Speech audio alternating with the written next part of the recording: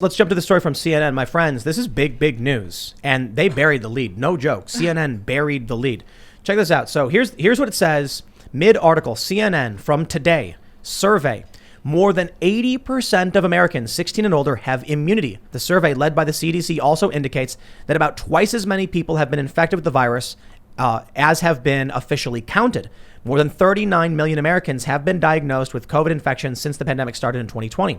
The team, led by the CDC's Dr. Jefferson Jones, set out to determine how close the U.S. might be to some kind of herd immunity, although they do not claim to have any kind of handle on that yet. They worked with 17 blood collection organizations working in all 50 states plus D.C. and Puerto Rico to test blood covering 74% of the population. In the end, they tested 1.4 million samples. I know, Ian, you were asking about the sample size. 1.4 million. In July 2020, before any vaccine was available, 3.5% of samples carried antibodies to SARS-CoV-2. That rose to 11.5 by December. By May, 83.3% of samples had antibodies to the virus, most of them from vaccination.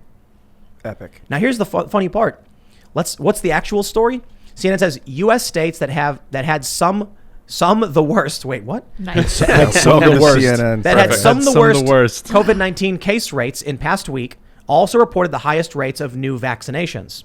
So this is CNN.com. We got it pulled up. I'm showing you. We got the NewsGuard. Wow. NewsGuard says CNN doesn't handle the difference between opinion and news responsibly. Good for them. Thank you, NewsGuard. Come on the show someday. Yes. That's a good call out, mind you. But this is it. This is CNN Health. And they straight up are saying 80% of Americans 16 or older have immunity. Let me show you this from Forbes.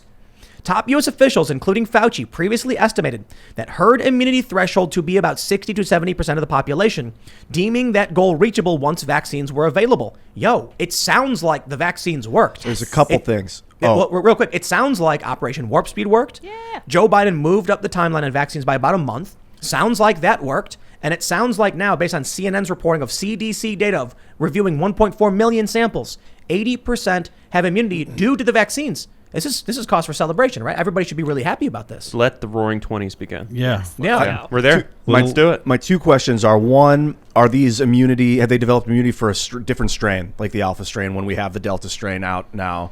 And two, have they developed partial immunity as opposed to total immunity? Are they different? Can you have partial immunity and still be considered immune? Is a good question. They say this was all pre-Delta. The researchers caution. Plus, they didn't measure the other part of the human response, one involving cells known as T cells, and one that might induce broader immunity. But knowing who has antibodies can help inform public health efforts. Quote, several large studies have shown that among individuals who are seropositive from prior SARS-CoV-2 infection, COVID-19 incidence is reduced by 80 to 95%, similar to vaccine efficacy estimates they noted. The study will continue until at least December 2021, and results will be made available on the CDC's website, they wrote. You see, there we go. That said, the people that have had it have also...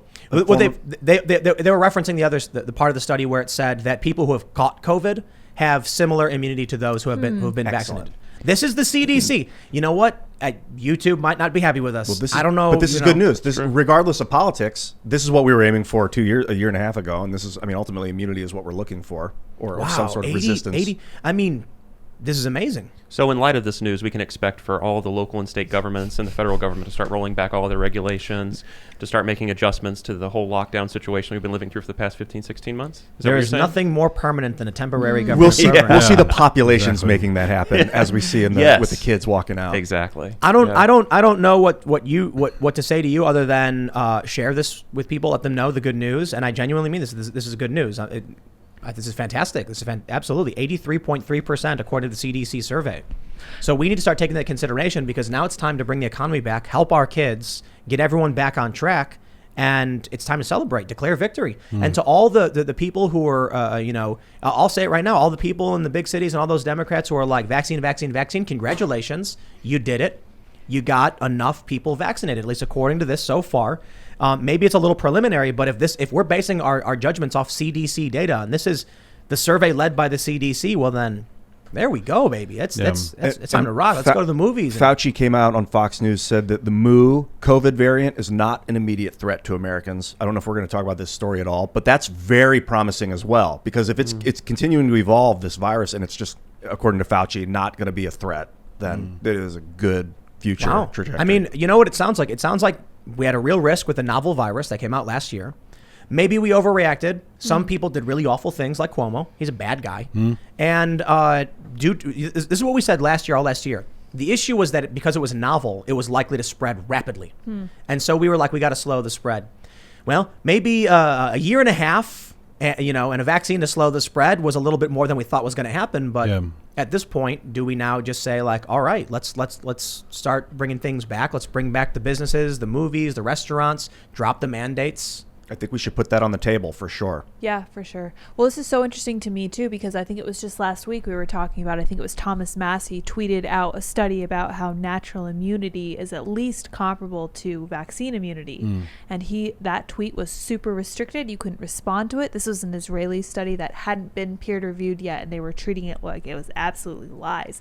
And it turns out that it definitely wasn't. This is entirely the case. So they're not just talking about vaccination here. They're also talking about like being recovered from it. So. I think that was the tweet that someone tweeted at him like, what would you know? You're not a scientist. And he tweeted back his diploma from MIT with like masters in science. And he just was like, that's pretty damn funny. I thought that was pretty good. I love him. But I guess the question will be, coming from this, is in terms of government overreach, was all this for our own good? And obviously there's an argument about whether or not government should even be caring about our own good, or is it about something larger? Because if we're hitting this herd immunity and we're heading in the right direction and we're celebrating and bring back the freedoms, etc., if it doesn't start rolling back, well, then this was all just a load of bunk, right? So that will be the real question, which I think has people genuinely concerned. I don't think you're going to see governments saying like, hey, look, we solved this problem and now everything will go back to normal. So that will be a huge question. I have a question for all you guys.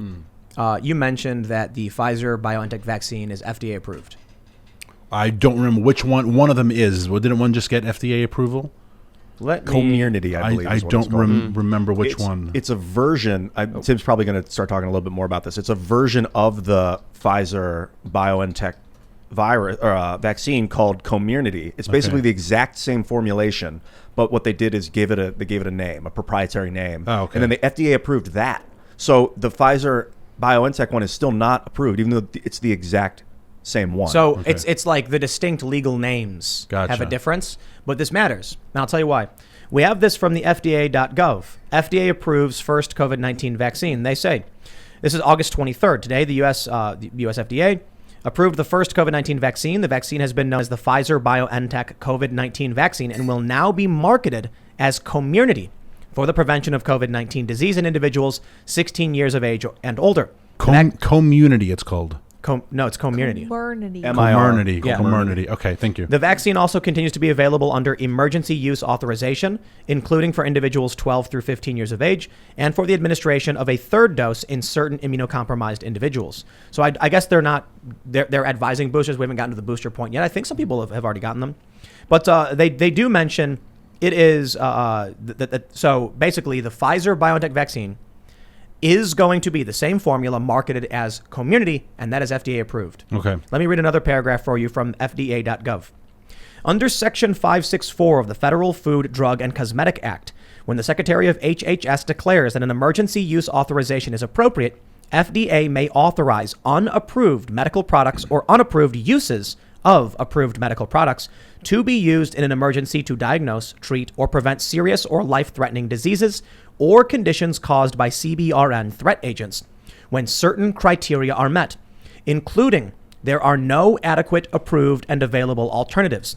The HHS declaration to support such use must be based on one of the four types of determinations of threats or potential threats by the Secretary of HHS, Homeland Security, or Defense. Okay. The Pfizer BioNTech vaccine is approved. Does that mean now that they've approved this vaccine, Moderna and Johnson & Johnson will lose EUA? That's my question. Because what I read from you is from FDA.gov. It's from the government website. Let me show you. Got the NewsGuard certified right here, and this is really interesting. NewsGuard says the FDA does not correct errors. They don't reveal who's in charge. What? And they don't provide the names of content creators. That I find fascinating. But this is a government website. Yeah. All right, we're supposed to be basing everything off what the government says. We got FDA approval. They say in order to receive EUA, there must be no alternative. Now, I could simply argue this. They all already have emergency use authorization. It doesn't say you immediately lose it. Oh, come on. I mean, okay, so you're not supposed to give emergency authorization to these other ones because they already had it. It's okay then. Well, this is the question I'm asking. Is the FDA now going to come in and revoke that EUA from Moderna and Johnson & Johnson and just say Pfizer's the one that's approved? Because it is. It literally is. I mean, FDA said they approved it. I guess the question is, will they and should they? Two different questions. Should they? I don't know. Maybe. Will they? I don't think so. There's a letter to the FDA explaining that they are legally distinct, even though they're the same formulation, because marketing something under a brand is specific. But that doesn't change the fact that there is an FDA. So some people said they're like, oh, it's not really FDA approved because under a different name, and I'm like, no, there is an effective alternative treatment available, FDA approved under Community. Oh, but it's not available yet. Community, right? Is it? Yesterday you were saying it's not available yet. No. I don't know if it's available. Oh, okay. I think I was thinking that it's not available have said. So I'm wondering. You call your doctor and ask, is Community available? I honestly don't know. Pretty soon there'll be commercials. Absolutely. But my question is very, very simple. Did Moderna and are their stocks going to plummet now? I would wonder if they could make the argument. Again, I'm not a pharmacologist. I don't know. But are there different medical circumstances where one vaccine would be preferable to the other? Right now it seems like, which one are you going to get? Like, I don't know, CVS has the Johnson & Johnson and Walgreens has, no one seemed to know which one they were getting or why. Most people I know got Johnson & Johnson because it was one shot. Right. But otherwise they didn't know. So the only argument I would say is if they can say for these reasons, people who have X, Y, or Z genetic makeup, I don't even know how to describe this. Sure. They should get Moderna. So even though Pfizer's is the one that's now Comirnaty, but you need Johnson & Johnson for X reason, so we still have emergency use authorization. That's how I would argue it. So I've got this from FDA.gov. This is a document that says Pfizer-BioNTech COVID vaccine, EUA, LOA, reissued August 23. There is a footnote that says, the licensed vaccine has the same formulation as the emergency use authorization authorized vaccine, and the products can be used interchangeably to provide the vaccination series without presenting any safety or effectiveness concerns. The products are legally distinct with certain differences that do not impact safety or effectiveness. Well, didn't the one guy from the FDA just leave to go join the board of Pfizer? That made the news the other day. And people were like, well, that's kind of curious. Yeah, like you I saw that. Scott Gottlieb. So you just left the FDA. No. That's from years ago. I thought that was just years ago. Really? Yeah, over 2 years ago. Two people did step down. Yeah, that was because they're pushing for boosters before they've been approved, and they were upset about that. Then? I just saw that also, but now I'm going to look and make sure it's not fake news. June 27th, 2019, former FDA Commissioner Scott Gottlieb joins Pfizer Board of Directors. Oh, I'm sorry. You're saying that the news is that Scott Gottlieb left the FDA now and went back to Pfizer. This is the guy that resigned from the FDA, just went back to Pfizer? There's a story that says former FDA Commissioner Scott Gottlieb joins Pfizer's Board of Directors, and this is from 2019. Okay. But you're saying he went from Pfizer to the FDA. I saw something that's I might have seen something that was not accurate, so that's why I don't even want to continue talking. To be fair, I saw the same thing, and I was a little surprised too, but I didn't read the article. And the only reason why I was bringing that up is to say, well, then maybe that explains why one got the FDA approval and the other one didn't. Exactly. Not that we would ever think. You never see 4-star generals go work for Raytheon, for example, or there's never any of that like posturing between. I don't see that story. It could be that we're Googling it, but I see CNBC from a day ago saying that he serves on the board of Pfizer, not the FDA. So I think maybe people got him mixed up. Do you see the new vaccine for Moderna is going to be called Spikevax? No way, really? Yeah, it's a Forbes article. Great name. Why Community is a new name for That is Pfizer a good COVID-19 name. vaccines. Spikevax for Moderna. That's the name. You see of all the the people who article. got tattoos of their team vaccination? No. That's It's so weird, man. Yeah. So to the bottom of this, Community, maybe it's not available yet, and that's why they're able to continue the emergency authorization use for the generics. Possibly. If Community is available, then by the FDA's own standards, they've got to drop. Maybe they don't have to drop the emergency authorization because they've already given it. But they're not allowed to continue to give more. Maybe they're allowed to continue doing it because revoking an EUA is different from giving one. I keep laughing because I already see the community commercials and like the mother and daughter making a pie and the dad's out and they're like, if you need to ask your doctor about Comirnaty, and then they list all the symptoms, right? Like, don't take Comirnaty if you have boom, boom, boom, if you have teeth, if you have hair, if you. It's like, oh my god. They actually do say in the FDA approval letter and the product information for community, there is no information on long-term effects. Those studies are ongoing and they're currently undergoing trials. So people have concerns about that. And I think it's funny when you see all the smears about horse medicine and they're like, oh, ivermectin or whatever, which is not approved by the FDA for use in treating COVID, nor is it authorized in any way, just so you guys know, because, YouTube says it's important. I forgot what I was going to say because I was ragging on YouTube. To do your... I don't know, something awesome. But yeah. But there are people who say, like, I'm concerned about long-term health effects, and then they get made fun of and mocked and ridiculed, and I'm like, it literally says, like, here's what bugs me. I think too many people who have concerns are getting their perception of the CDC based on the Democrats and these leftists. I shouldn't say leftists, but like the Democrats and the establishment left, who say stupid things all the time. And the CDC literally gives you warnings about the vaccine. They tell you about allergies. They tell you about, counterindications. They tell you about all the data. It's not like being hidden on the CDC website. The FDA said everything I just read. It's not hidden on their website. They're not concealing these things. Yeah. But you go to NPR and they're like, Joe Rogan took horse medicine. And you're like, that's insane. Even Oxford is doing a study on ivermectin, which they say is promising, but not yet conclusive. And so I'm like, okay, thanks for checking out this clip from the Timcast IRL podcast. If you want to see the full show, come back to this channel, youtube.com/TimcastIRL, Monday through Friday at 8 p.m., where you can leave comments and super chat, and we actually will read your comments on the show. Don't forget to like, share, subscribe, and if you want exclusive members-only content segments you can't get anywhere else, go to timcast.com, become a member, and we even have full bonus episodes. Thanks for hanging out, and we'll see you all next time.